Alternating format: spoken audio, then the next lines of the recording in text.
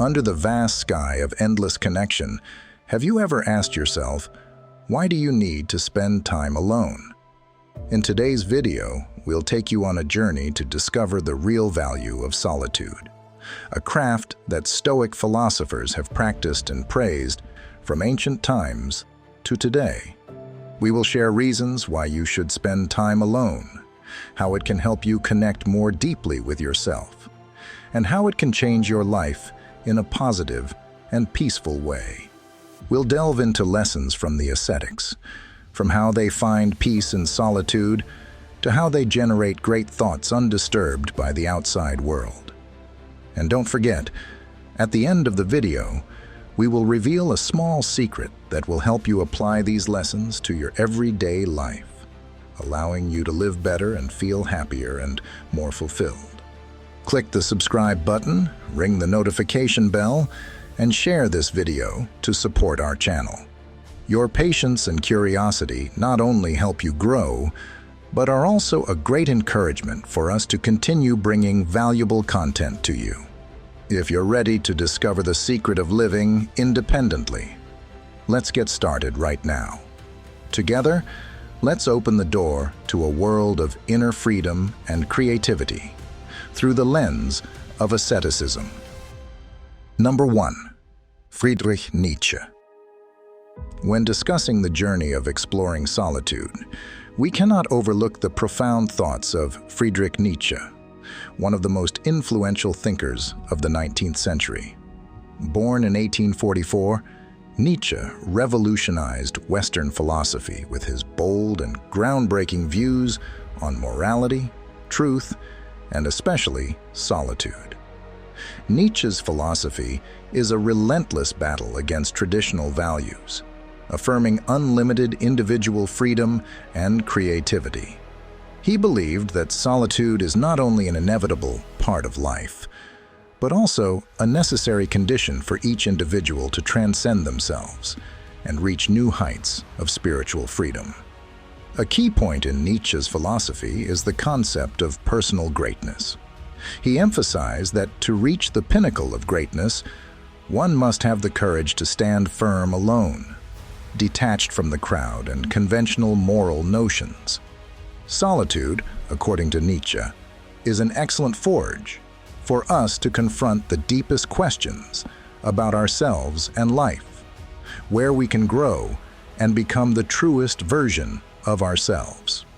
Nietzsche once said, "The individual has always had to struggle to keep from being overwhelmed by the tribe. If you try it, you will be lonely often and sometimes frightened. But no price is too high to pay for the privilege of owning yourself."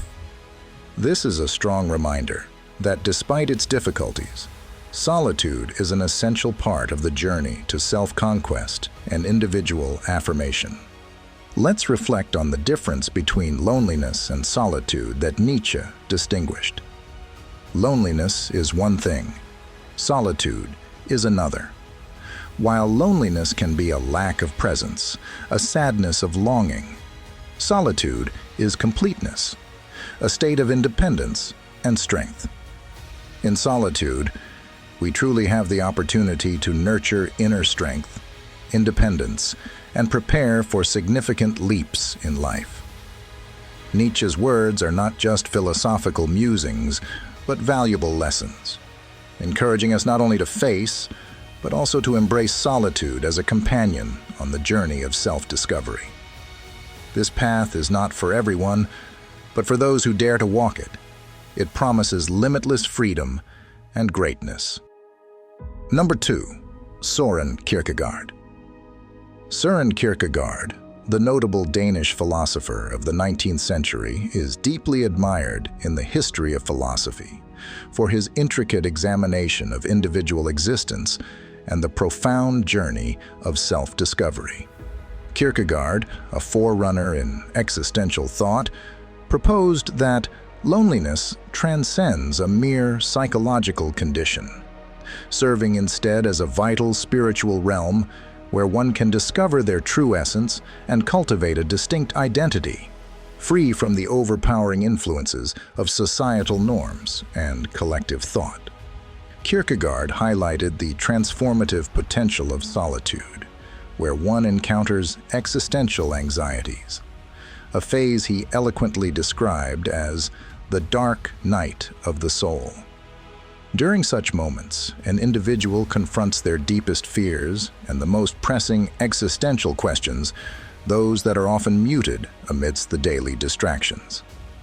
It is in this intense confrontation with oneself that one can foster a deeper understanding of their personal truths, and through this understanding, develop foundational virtues such as courage and sincerity.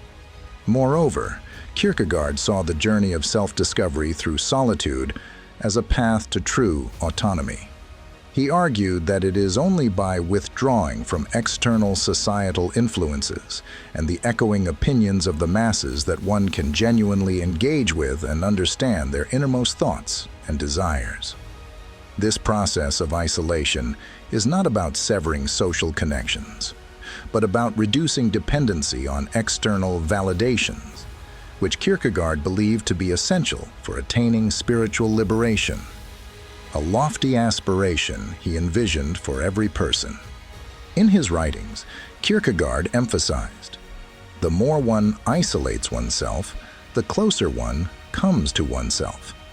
This reflection captures the essence of solitude not as mere physical isolation, but as a crucial, introspective process that enables an individual to tap into their authentic self.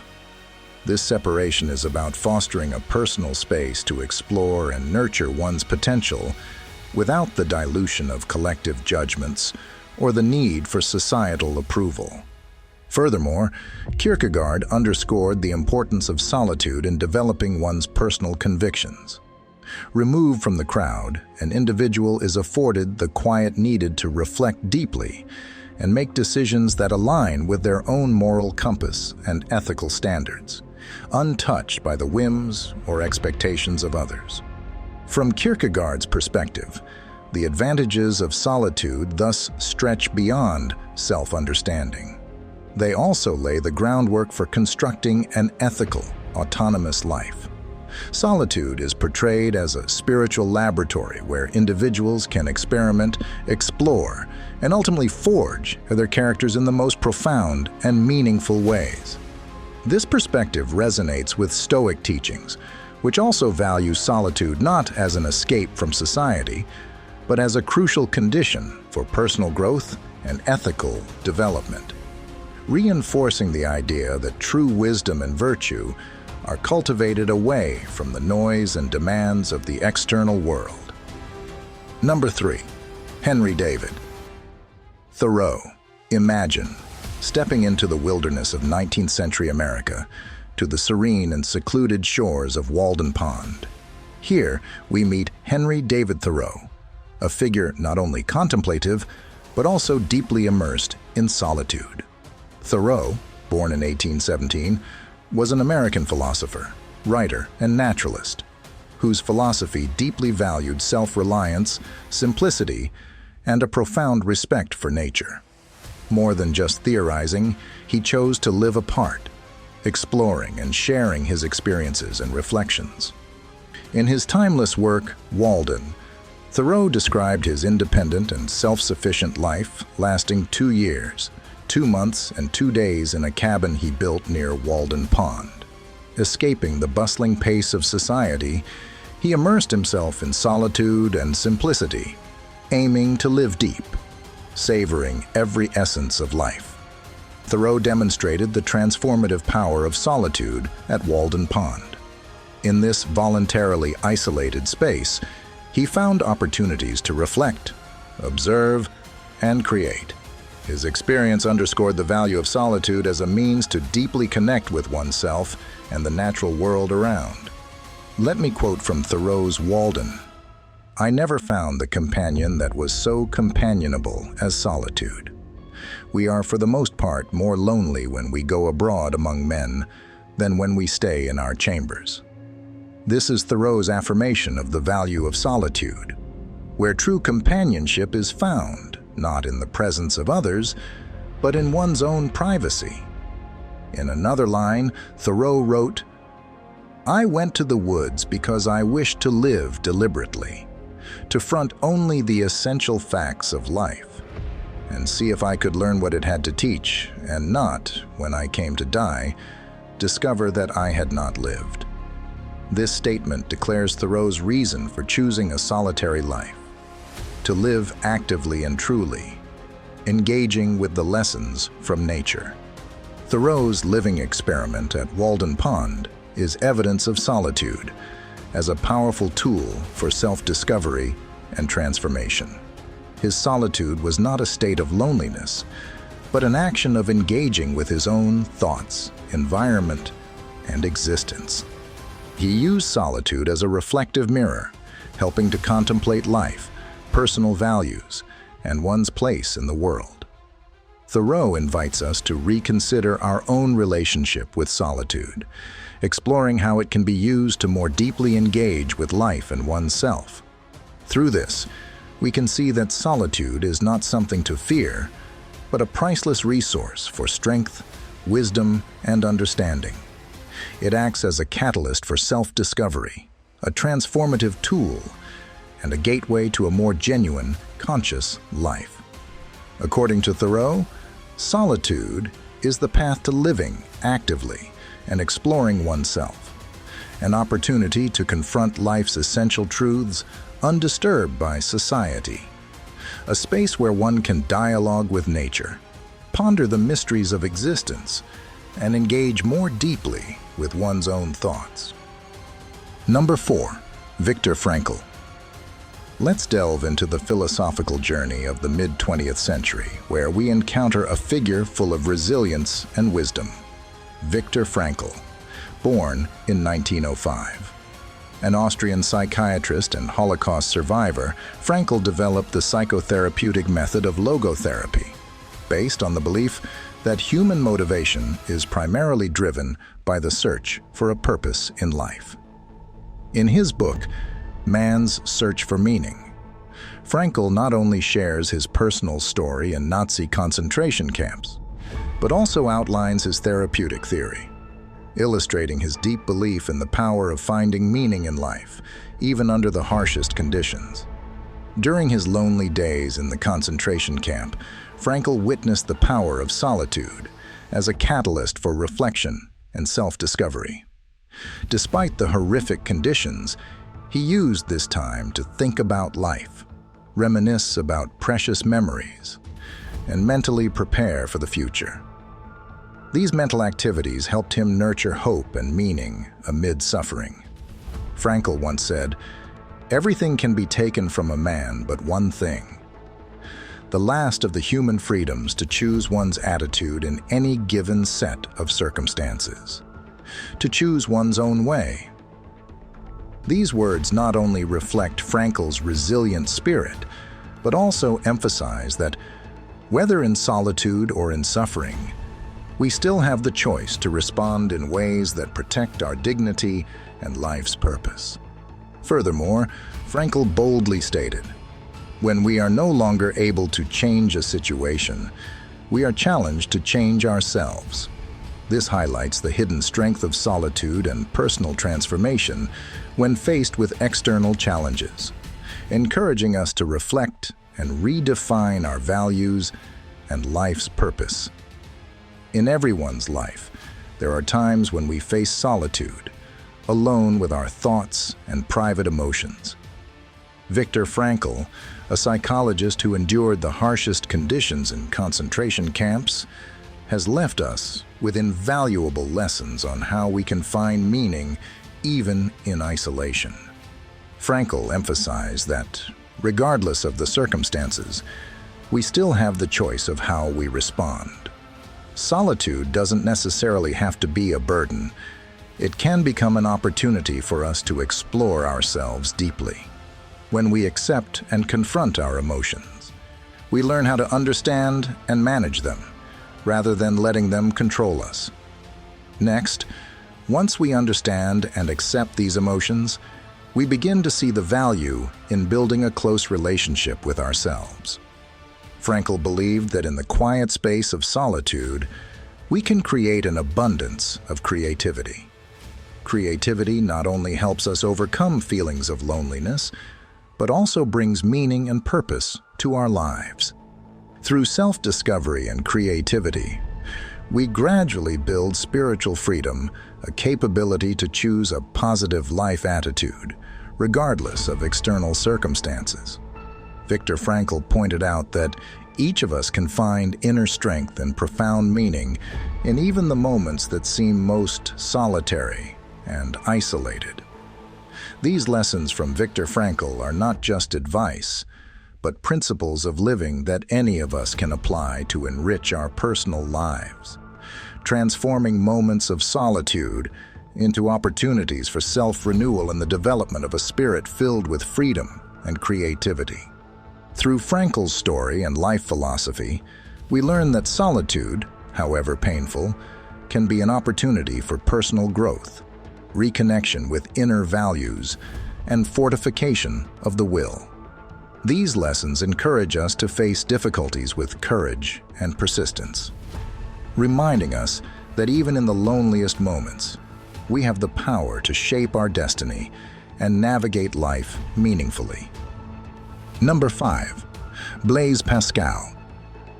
Let us heed the teachings of Blaise Pascal, the 17th century French philosopher, mathematician, and physicist. Pascal was not only a gifted talent, but also profoundly influenced human thought on the nature of humans and ethics. His words are simple, yet profound. All of humanity's problems stem from man's inability to sit quietly in a room alone. With this statement, Pascal not only highlights human shortcomings, but also invites us to consider the importance of self-sufficiency and the ability to confront oneself. In today's era, where life is busy and pressures are constant, Pascal's reminder becomes even more significant. The relentless search for distractions, the fear of solitude, actually reflects a deep insecurity about oneself. If we can learn to sit quietly alone, independent of external feedback or continuous activity, we will discover internal strength and make wiser decisions in life.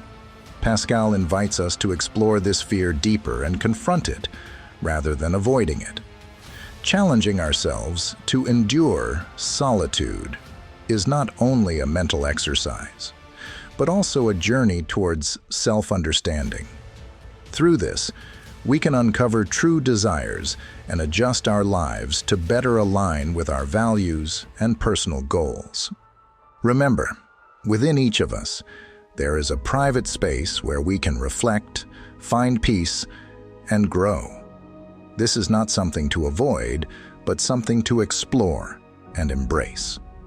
The more we understand ourselves, the better we can make mature decisions, leading to a more harmonious and peaceful life. Take time to sit quietly alone, undistracted, and you will find that in this silence, freedom and a profound understanding of oneself will come to you. Pascal taught us a priceless lesson. Quietness is not just silence, but also the gateway to true freedom. Number 6. Carl Jung. Under the light of Stoicism, we can freshly and inspiringly revisit the importance of Carl Jung's work and thoughts on psychology. Jung was not just a pioneering psychiatrist. He was also a profound explorer of human nature, delving into the hidden depths of the mind and spirit through theories such as the collective unconscious and the process of individuation. Individuation, a central concept in Jung's psychology, is actually a Stoic journey. It requires each of us to not only confront the darkest parts of ourselves through the shadow, but also actively integrate them into our conscious life. This is a challenging yet immensely liberating transformation process, allowing us to reach our innate potential and self-actualization. Solitude, from Jung's perspective, is not a lack, but a necessary space for deep self-reflection and introspection. In today's noisy and hurried world, seeking moments of quiet to face oneself is not just a Stoic act, but a necessity. In solitude, we can explore our inner world, recognizing and accepting parts of ourselves that we have previously avoided or denied. Jung once said, "The most terrifying thing is to accept oneself completely." Through the lens of Stoicism, this statement is not just an observation, but a challenge, inviting us to engage in a continual dialogue with ourselves, exploring and embracing every aspect of our personality. This is the foundation for building a robust character, fearless of any life challenges that come our way. Finally, exploring dreams, according to Jung, is key to unlocking the unconscious, a priceless channel of communication between the conscious and the unconscious. Dreams not only reflect our conflicts and desires, but also offer opportunities to understand ourselves better and develop psychologically. Overall, Jung invites us on a meaningful and sometimes solitary journey of individuation. But it is the only way we can live a purposeful and fulfilling life. We need the courage to enter that quiet space, where we can face and accept our entire selves, thereby achieving wholeness and harmony. Throughout our journey with the theme, The Art of Being Alone, Lessons from Famous Philosophers, we have explored not only the value of quietude, but also the hidden power in self-discovery. This isn't just a journey to detach ourselves from society, but a profound process for us to reconnect with ourselves and to develop personal aspects that may have been neglected in the fast pace of daily life. The Stoics and philosophers we have studied, from Seneca to Thich Nhat Hanh, advise that finding peace in solitude is not only a way to escape the noise of the world, but also a means for us to regenerate energy, creativity, and spiritual freedom. They assert that silence is not isolation, but a space for our minds to relax and expand. Moments alone, whether for reflection or simply to breathe, are opportunities to understand ourselves and the world around us more deeply. Therefore, I encourage everyone to take time to experience this tranquility, so that each of us may become stronger and more confident in every decision and action we take. If you find these insights helpful and wish to explore more about this art of living, please like and share this video. We greatly appreciate your enthusiastic support to help our channel grow even stronger. And don't forget to leave a comment, "I am not afraid of being alone," below to affirm our freedom and inner peace together. Thank you for taking the time to listen and share this journey with us.